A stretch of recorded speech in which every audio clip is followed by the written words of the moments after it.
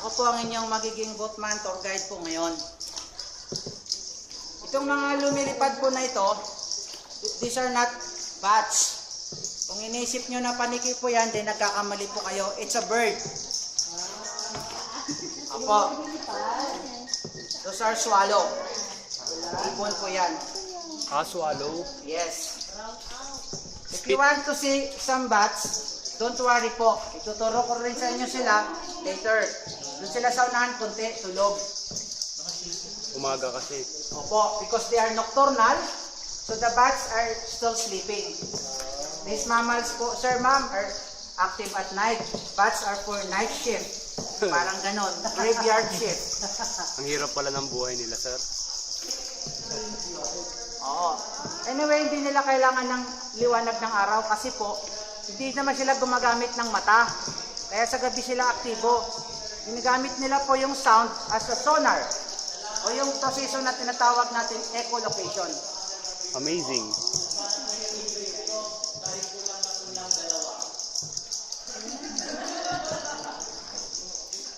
Salamat po at maganda.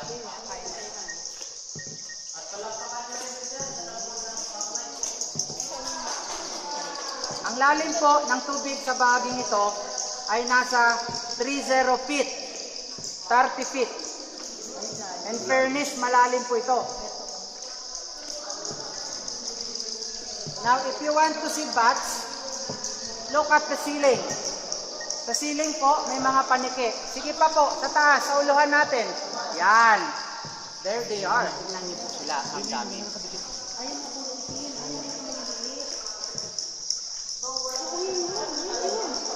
Oh, look at them.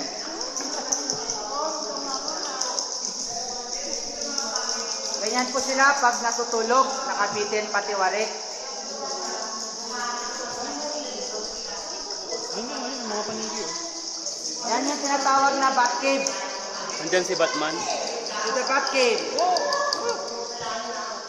Enemy monster. Marami ang panikiron.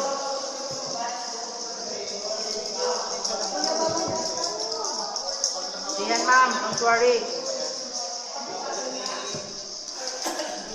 Naimbag na rabi, apay agawad kayo. Una, mangan kayo na din. Basta.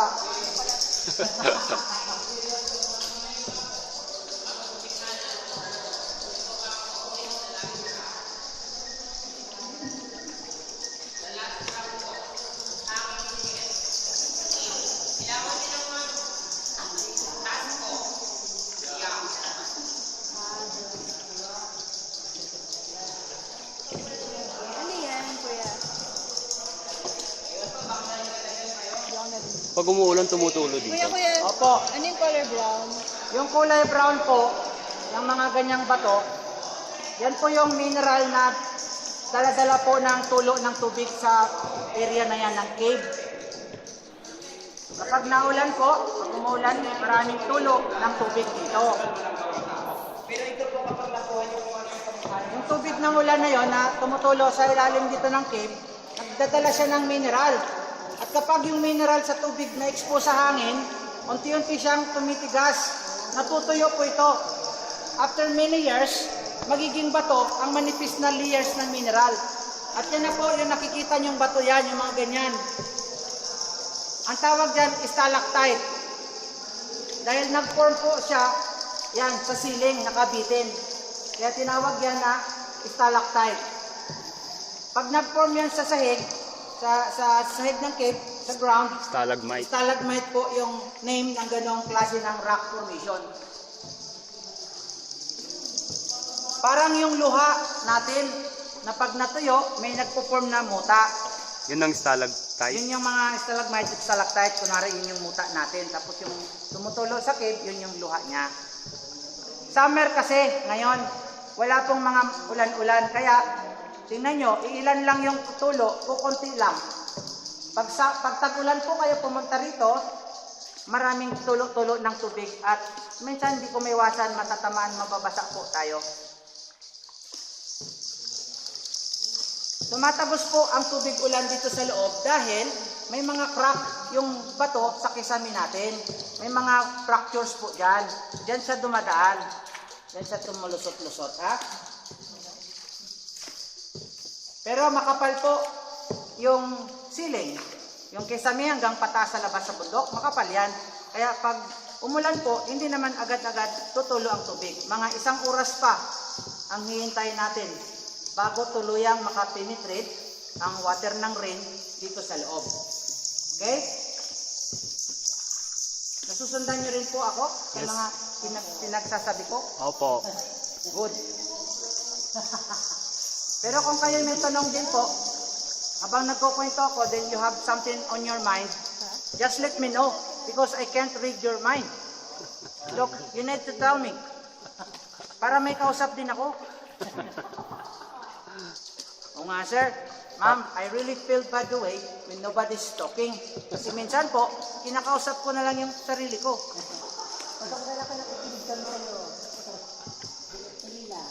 Ah? Sige, tuloy-tuloy lang ako. O ayan, tulad po ng paniki, yung swallow bird, yung lumilipad na yan na birds, yung swallow na yan, gumagamit sila ng sonar. Parang bats din yan sila. Kaya siya maingay. Kaya napansin nyo, may tik-tik-tik-tik, ganun. May nasakay ka ng artista. Meron na rin niya ako kayo. Dati may nasakay na rin ako yan. Tita Chris. Tita Chris. Aquino? Dito? Siya raw yun.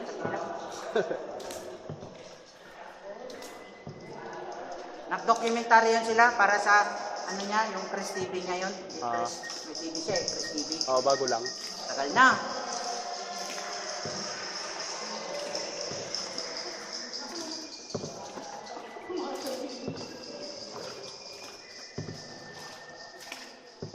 Sa Kabuuan po, ang haba ng kuwebang ito ay 8.2 kilometer. Opo, kung hindi nyo ganang batid po, ang distance na yon ay parang monumento hanggang Cubao. 8.2 kilometer. That's about 5 miles long. Pero 1.5 kilometer lang ang pupuntahan natin. Anong meron dun sa natitirang Mas kilometer? marami pa sanang magagandang formation doon ng stalactite. Malayo lang.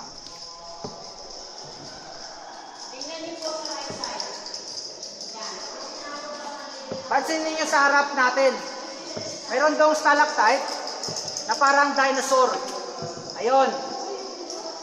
Did you see that? This is something like T-Rex. Para siyang T-Rex, para siyang dinosaur na nakabitin pati warik. Maya pa, Bengi.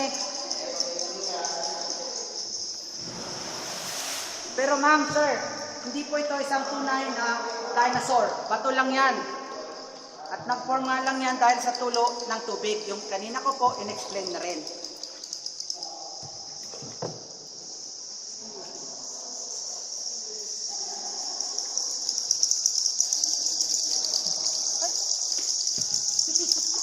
Ang kaibahan po ng birds sa paniki po kapag gumamit sila ng sonar, ang bats ay may mataas na frequency ng sound. Kaya hindi natin naririnig yung sound ng paniki. Ang maririnig nyo lang po ngayon, ang sound lang po ng Swallow. mga ibon. Okay, kuha nyo? Opo.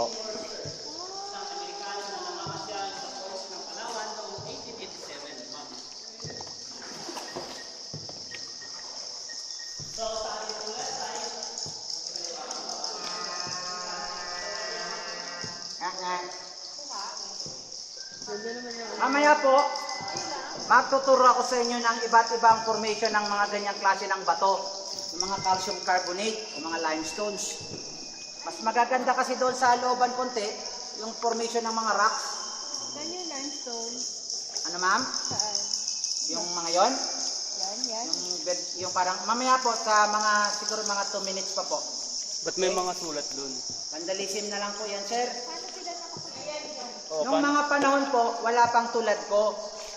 Wala pang mga rules or any regulation na nag-exist sa place na ito. Kaya, pwede niyong gawin ang gusto niyong gawin po. Ngayon, pinagbabawal na yan. Simula noong 1971, pinagbabawal po ang mga ganitong activities na walang pahintulot mula sa management. 1971 po yun, naging national park ang ating underground river po. So yung vandalism before 1971. Before po yun. Amazing. Oo, kasi celebrate lang po namin ang 44 years ng pagkatatak nito bilang national park. Noong March 26, last month, 44 years, 1 month and 1 day ang ating underground river. Marcos time pa po. Sa bisa ng Presidential Proclamation number 835, noong March 26, 1971, ito po ay naging parke. At dahil po naging national park po, maraming pinagbabawal dito. Kasama na po ang paghawak sa bato. Pinawal na rin yan po. Bakit? Kasi po, di ba, may mineral na nagpuporn doon dala ng tubig? Masisira po yon nang hindi natin nanonotice. Ladies and gentlemen,